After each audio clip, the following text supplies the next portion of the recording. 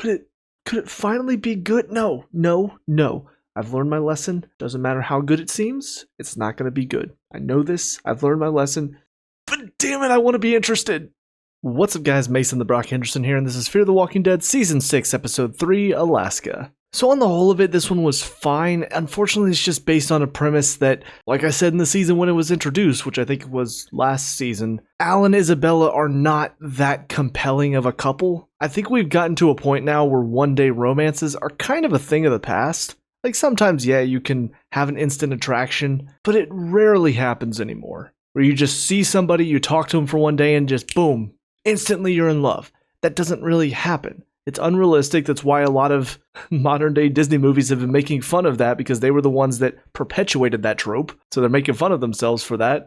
But now here we are. And Al and Isabel are just so impactful, guys. Like, oh, she's going to leave everybody behind just to go be with her. And for me, I just don't feel it. Because it's a one-day romance. You guys met for one day, you survived together for one day, and yeah, maybe there were some feelings and you want to get back to her, that's fine, but everybody is treating this story as if it's like this huge romantic epic that they're following, and it's not. Like for John and Laura, the reason that worked is because they'd known each other for a while. They were together for a long time, and it took time for that attraction to build.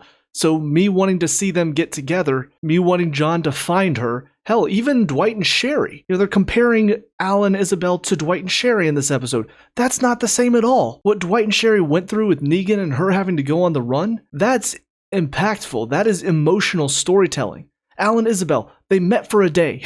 Why do we keep treating this like it's a huge deal and that we should all feel so emotional about this story? Because that's what this is all based on. It's why Al and Dwight decide to go against orders and potentially put themselves and their loved ones in danger of Virginia's wrath by going off book. And then at the end, the whole basis of this emotional ending is that Al's willing to leave Isabel to go back to be with the people that she knows and cares for. You gotta have more of a connection than just, oh, they knew each other for a day. For me to actually go, oh, I can't believe she made that decision. Oh. So they really just needed to give that story more time. I know that would be difficult because she was only supposed to be away from the group for a couple of days, but that's what they needed for this story to actually make an impact. Outside of that, everything else was just fine. You know, these people that have been stuck in this office, apparently since everything went down, I don't know how that makes sense. Did they just have a ton of rations, or did they start going out into the city to get rations? How does that work? But there's a lot of happenstance and coincidence in this that wouldn't normally be an issue, because obviously you got to suspend your disbelief a little bit.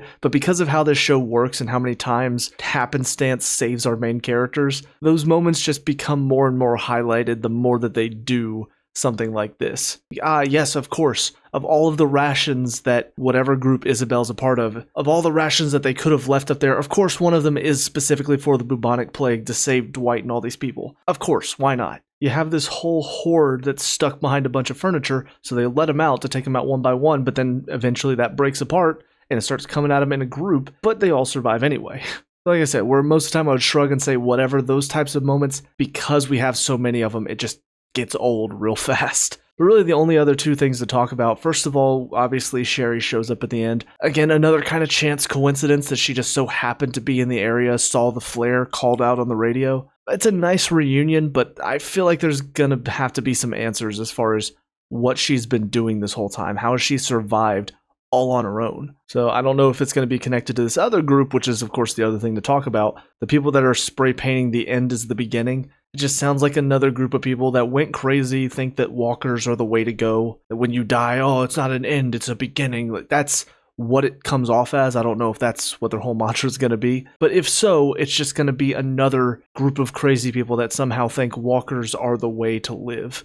Which we've already seen two different villains now between Alpha and, I don't remember what her name was in season 4, the one that was like leading the walker around. I'm just not really excited about going back to that type of villain for a season because it's already a stupid mindset to have. So the fact that we've already done it twice, to see it a third time, it's just going to be a little too much. But that'll do it for this episode, so on to the next one. I'll see you there.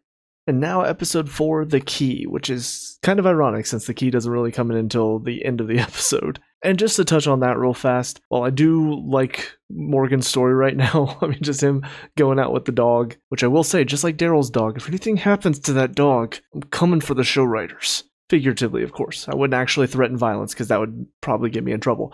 But I like his story. I will say, though, the idea that these two guys just happened to track him down and line up this perfect T-bone out of nowhere. It's ridiculous. It's one of those coincidental things that happens that, again, in any other show, I'd probably just be like, whatever. But because of how many coincidental things happen on this show, I get more and more frustrated the more that stuff happens. But the main focus of this episode, which was really interesting, to be honest, is focused on John looking into the death of this ranger. Now, granted, we don't actually figure out what happened yet. I have an idea, and it feels pretty obvious who the person that killed Cameron was, or at least why that he was killed. So in that sense, the fact that they are keeping so much of this in mystery and are focused so much on him trying to solve the mystery, it does feel like it's a little drawn out. Like, it's kind of obvious to figure out what's going on, especially after we find out he and Janice were seeing each other and we're talking about leaving. But the reason why this was interesting is because, first of all, his conversation that he has with the rabbi, whose name I forget now, that whole conversation about his dad was so engaging. And the guy playing John, Garrett Dillahunt, I think is his name,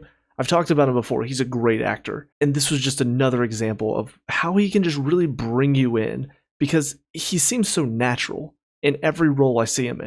And this was another great example. His whole storytelling, it's so engaging and it makes me want to see more and find out more about his backstory and everything that happened to him. On top of that, he had a great line that I think perfectly describes how The Walking Dead World Beyond was. So he was talking about the serial killer and his whole mentality and what he was feeding people. And the way he described it, just a bunch of nonsense dressed up to sound profound, it perfectly describes the writing on The Walking Dead World Beyond. Because there's so many lines I'm like, you guys are just trying to sound deep, but there's nothing actually here. But it really does show where his mentality is right now, and he's trying to help Janice out of this tough situation. Whatever Victor's doing as well, it's kind of an interesting dilemma between the two of them, where it feels like John is trying to do as much as he can to help Janice while still doing everything by the rules, trying to live up to the rules of this society. He's kind of realizing that the rules don't actually matter here. If you want to keep people safe, if you want to protect people, truly protect them, you can't follow the rules, because the rules are not there to protect people. They're there to keep Virginia in power and keep everybody subservient to her. Whereas Victor, I think, is trying to do as much as he can to basically build himself up to Virginia. At least I assume. I could be entirely wrong here, and he could just be buying into all of this and seeing this is the best way to survive. I don't know. If they do that with his character, then the writers on the show truly don't understand how to write compelling characters, because it would just absolutely destroy any goodwill that he's built up over the past few seasons. But I think he's trying to do as much as he can, and I think his line to John about Janice knew she was going down, I think he might have talked to her and said, look, she's got it out for you. She wants you dead. The best thing you could do to keep John safe, because he's going to keep pushing for your innocence, if you just confess, she'll be done with you. It will keep John safe in the meantime, and it'll also help me get a little bit closer to her, because I assume he went to Virginia and told her, hey, I talked to her, I got her to confess. I could be entirely wrong about this, but that's what I'm assuming is happening. Also on Janice, obviously she dies in this one, which is kind of a main character, but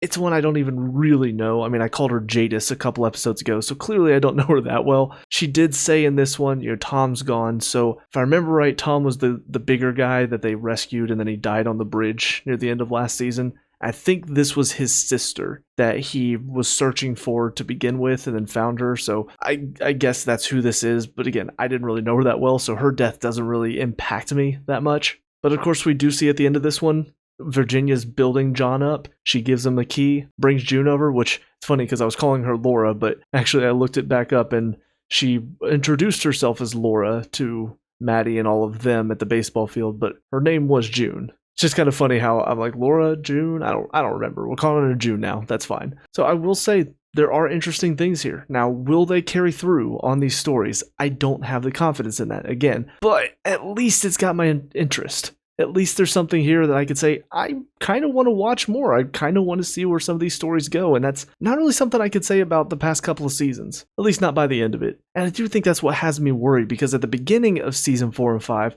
I feel like I did have this similar, I kind of want to see where this goes. But then halfway through, something changed, and then we lost any intrigue. Season 4, it was focused on them trying to survive a storm. And season 5, it went from trying to get them all back from this one place to going up against, I think Logan was his name, and his group of truckers trying to get gas, which wasn't interesting at all. So there's a very good chance that we get halfway through the season and something happens that makes it a lot less interesting, and then I lose that intrigue that's been built up so far. So it is possible, but keeping my fingers crossed. It would be really nice if we finally had a full good season of Fear the Walking Dead, because we've just not had that since, I think, the first season, to be honest. But that'll do it for all of my thoughts. So with all that being said, cue the outro.